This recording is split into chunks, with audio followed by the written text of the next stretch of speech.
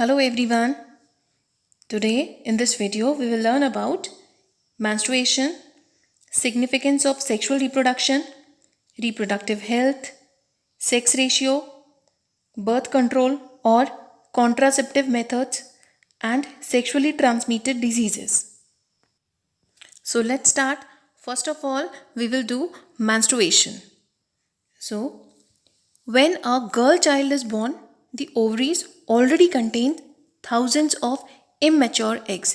देखिए जब भी एक गर्ल चाइल्ड बॉर्न होती है तो ओवरीज में already thousands of immature eggs होते हैं and on reaching puberty some of these start maturing और puberty में इनमें से कुछ eggs mature होना शुरू कर देते हैं and one egg is produced every month by one of the ovaries और हर एक ओवरी मीन्स ये नहीं कि दोनों ओवरीज एक साथ एक प्रोड्यूस करती हैं मीन्स एक ओवरी मंथली एक एग प्रोड्यूस करती है एंड ओवरीज रिलीज ओवम और एग वंस एवरी 28 डेज और हर 28 डेज के बाद हर एक एग जो ओवरीज प्रोड्यूस करती हैं इधर लेफ्ट और राइट तो वो रिलीज करती हैं from the age of puberty puberty में puberty is the period in which a girl or boy becomes sexually mature. So if the egg is not fertilized, the lining of the uterus is no longer required. देखिए we have studied when fertilized egg reach in the uterus तो वो uterus की जो lining होती है उसमें embedded हो जाता है but अगर egg fertilize नहीं होता है तो uterus की वो lining उसकी ज़रूरत नहीं होती है so the lining slowly breaks and comes out through vagina as blood and mucus और जो लाइनिंग है धीरे धीरे वो बाहर आने लगती है वेजाइना के थ्रू ब्लड और म्यूकस के फॉर्म में सो menstruation is the time of uterine bleeding in which N unfertilised egg and the thick uterine lining comes out menstruation ऐसा टाइम है जिसमें यूट्राइन ब्लीडिंग होती है जिसमें अनफर्टिलाइज्ड एग और जो थिक यूट्राइन लाइनिंग है ये बाहर आते हैं and it occurs through vagina as blood and mucus and menstruation last for about 2 to 7 days. Now let's study significance of sexual reproduction. Sexual reproduction क्यों important है? Sexual reproduction results in new combination of genes brought in the zygote and this increases genetic variations and diversity of characters.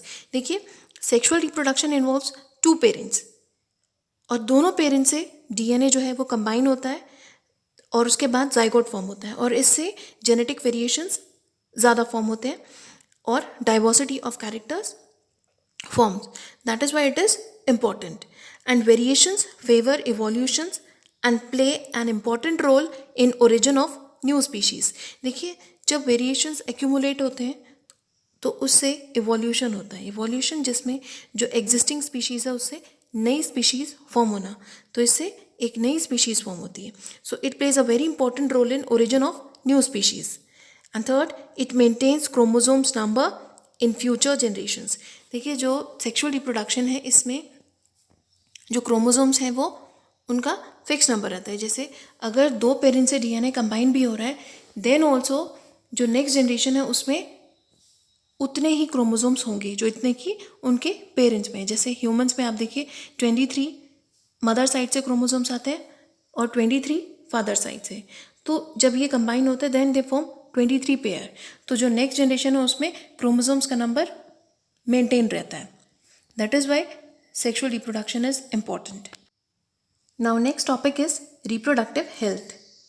According to WHO, World Health Organization, reproductive health means a total well-being in all aspects of reproduction.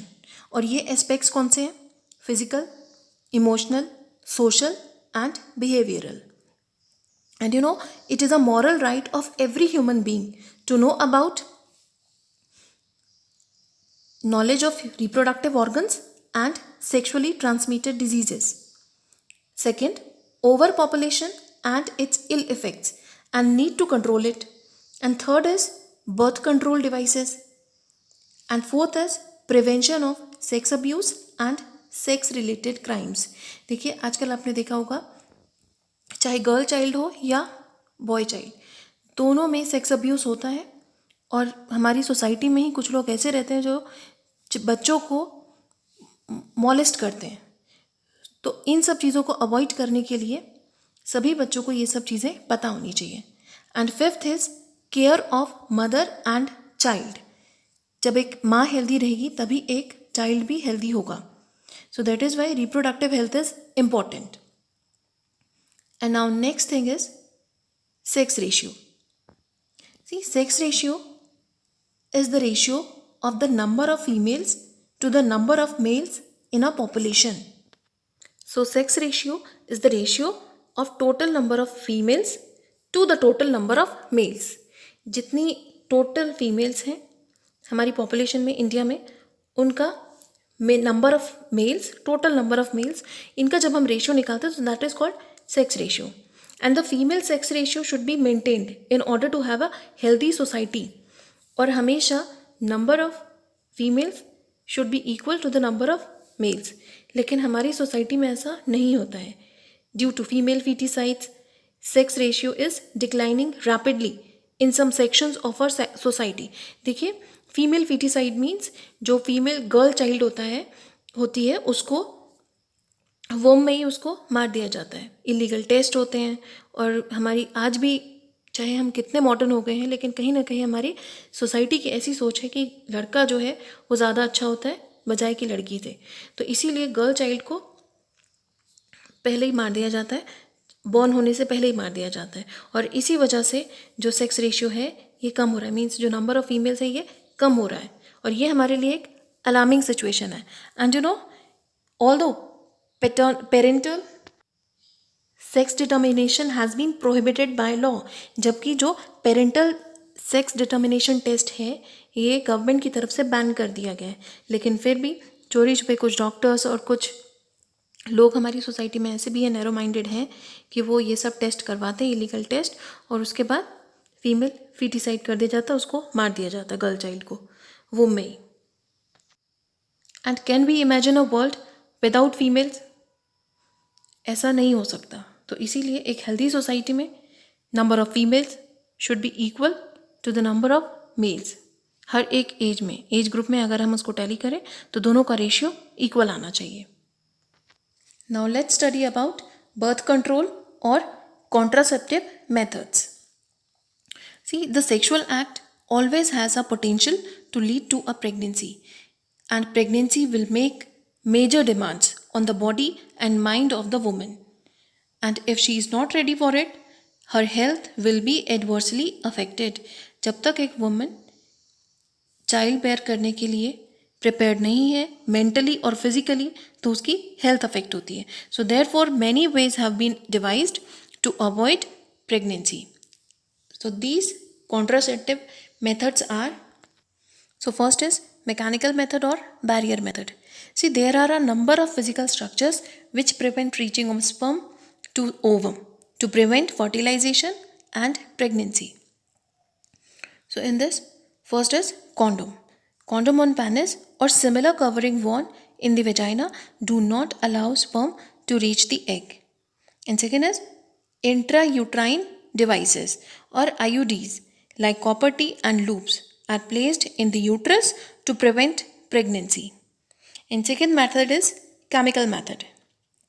It involves birth control pills like Maladi and Saheli. So these pills are taken orally. Since they change hormonal balance, so they can cause side effects also. देखिए ये जो pills हैं ये hormonal balance create करती हैं और इससे side effects भी हो सकते हैं। And now next method is surgical method. Surgical methods are safe in the long run. और सर्जिकल मेथड्स में वैसेक्टोमी और ट्यूबेक्टोमी होती है. And vasectomy it involves cutting of vas deferens. इसमें वास डिफरेंस को कट करके ब्लॉक कर दिया जाता है. So it prevent sperm transfer. And in tubectomy it involves cutting of fallopian tubes of female, and due to this egg will not be able to reach the uterus. And in both cases, fertilization will not take place. और दोनों ही cases में fertilization नहीं होता है. And surgery itself can cause infections and other problems if not performed properly. अगर surgeries proper नहीं होती हैं तो इनसे infection और दूसरी problem भी हो सकती हैं. And surgery can also be used to remove unwanted pregnancies. And these may be misused by people who do not want a particular child, as happens in illegal sex selective abortion of female fetus. देखिए जो surgery है इससे unwanted pregnancies को remove भी किया जाता है जिसे हम अबॉर्शन बोलते हैं. लेकिन इसका जो लोग हैं वो मिसयूज़ करते हैं क्योंकि एक पर्टिकुलर चाइल्ड जो कि गर्ल चाइल्ड है उसको नहीं चाहते हैं तो उसको अबॉर्ट करा दिया जाता है जो कि बहुत गलत है.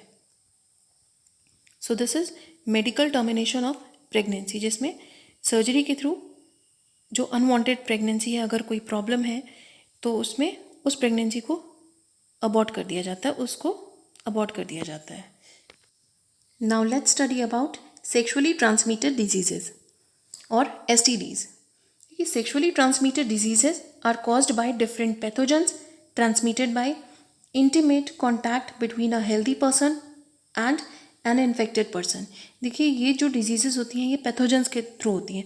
Pathogens micro organisms which causes diseases. And the most commonly transmitted sexual diseases include gonorrhea and syphilis. And these are caused by bacteria. Gonorrhea or syphilis are caused by bacteria. देखिए syphilis और gonorrhea ये bacterial infection है जो bacteria से होता है और virus से भी ये डिजीज़ होती हैं, STDs होती हैं. So viral infection such as warts and HIV/AIDS are also common. AIDS acquired immunodeficiency syndrome and it is caused by HIV virus, HIV human immunodeficiency virus. So it occurs during sexual intercourse with an infected person. And second reason is sharing needles and transfusion of blood. And from mother to the child during pregnancy. So these are the reasons which causes AIDS. And these diseases can be avoided using a covering called condom for the penis during sex help to prevent transmission of many of these infections. Now let's study significance of contraceptive methods. See, these contraceptive methods are used to prevent pregnancy and they are used to prevent spread of sexually transmitted diseases and they control the growth of population. Overpopulation. That is why contraceptive methods are important. These are the advantages of contraceptive methods.